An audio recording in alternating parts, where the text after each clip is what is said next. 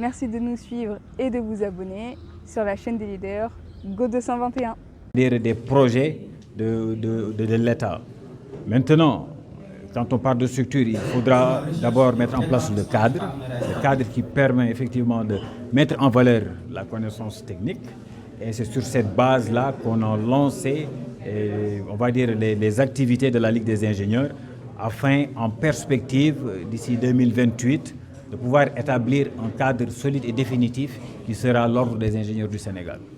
Alors, qu'est-ce qu'on peut attendre de l'Ordre des ingénieurs du Sénégal? Les réponses vont être très directes. Là, l'Ordre des ingénieurs, c'est comme si on regardait l'ordre des autres corps de métier, tels que les pharmaciens et les médecins, entre autres. Cela permet de réguler un peu l'exercice du métier, de sécuriser un peu l'exercice en quelque sorte, et aussi de pouvoir poser une empreinte indélébile sur tous nos projets structurels de ce pays.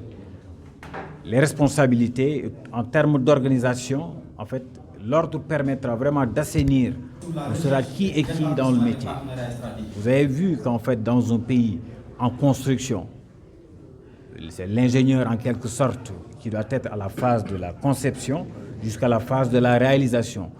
Maintenant, si ce n'est pas canalisé ou bien ce n'est pas organisé, on ne sait pas qui est qui, effectivement, ça sera la Far West, on va dire. Il n'y aura pas de maîtrise en quelque sorte. Donc c'est ça l'impact direct que la Ligue des ingénieurs aura sur l'évolution, sur le plan technique et aussi structurel de nos projets. Alors, peut-on attendre une contribution réelle de votre part dans le cadre de la SND? SND. C'est le plan de développement Sénégal 2025. Oui, en fait, c'est, on l'a dit clairement, notre intervention, c'est pas juste de manière macroscopique. On a identifié vraiment des secteurs clés, des domaines où il y a de réels défis, où nous, en tant qu'ingénieurs, et sur des domaines bien spécifiques, on est en train de concocter des solutions. Il y en a quelques-unes qu'on a déjà élaborées sur des points ponctuels. On les a mis là actuellement, comme je l'ai dit, on n'a pas encore le cadre, mais là, on est fin prêt, si toutefois le cadre est mis en place, de poser sur la table les solutions qu'on propose pour vraiment améliorer on va dire, le projet de manière globale, la vision, et aussi de montrer qu'on est en mesure de porter intégralement cette vision du Sénégal 2050. Alors, parlons de capacité en matière de ressources humaines. Il y a un réel défi. Vous avez souligné certainement des défis infrastructurels. Aujourd'hui, quel est en tout cas le message que vous voulez lancer au chef de l'État par rapport à cette situation?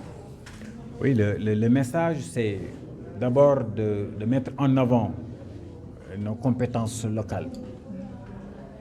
Pour dire qu'en fait, dans tous les domaines techniques qu'on peut soulever ici, tous les domaines clés, il y a des ingénieurs sénégalais qui résident ici dans ce pays et qui ont les compétences de porter de bout en bout ces projets-là. On ne demande qu'une visibilité. On ne demande pas certaines faveurs. Une visibilité. En fait, qu'ils puissent avoir un contact direct avec nos autorités principales. Et là, nous, on va leur faire valoir exactement ce qu'on peut faire pour porter le projet proprement dit sur l'avenir du Sénégal. En fait, je voulais juste parler du défi infrastructurel que vous avez souligné dans votre propos liminaire. Oui, en fait, en termes d'infrastructures, là, il y a des infrastructures physiques, des infrastructures qui ne sont pas physiques. Globalement, je vais juste prendre deux infrastructures plus ou moins physiques. Là, je vais parler du réseau ferroviaire national.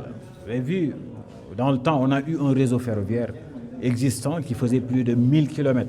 Maintenant, on n'en dispose que, on va dire 35 plus les 19, 45 km qu'on a de standard.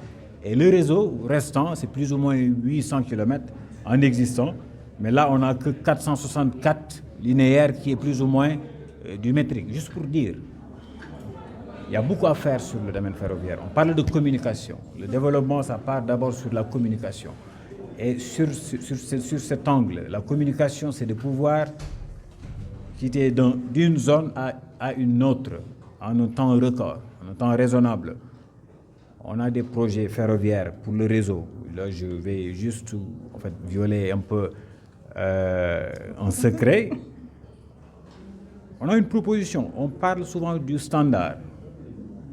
On a un système qui est mixé, qui ne prend pas une grande emprise, qui est à la fois, qui peut porter du standard et aussi du métrique, qui ne prend pas deux emprises.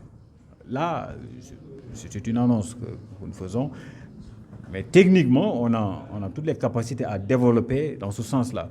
L'autre infrastructure, c'est effectivement, on va dire, la protection côtière. Vous avez vu sur toute notre côte, c'est une problématique qui est déjà là. Ça pose énormément de difficultés. Au sein de la Ligue des ingénieurs, on a des profils qui peuvent vous élaborer exactement les solutions tout au long de notre zone côtière pour pallier à ces difficultés. Ça vient et vraiment c'est quelque chose qui continue. On veut dire en fait, chaque année, nos côtes reculent depuis belle lurette. L'exemple de la langue de Barbarie à Saint-Louis qui fait énormément de dégâts. À l'état actuel, on ne parle pas de moyens logistiques, mais en termes d'études et de propositions techniques, on a les compétences qu'il faut vraiment pour poser sur la table des solutions structurelles. Merci. Alors,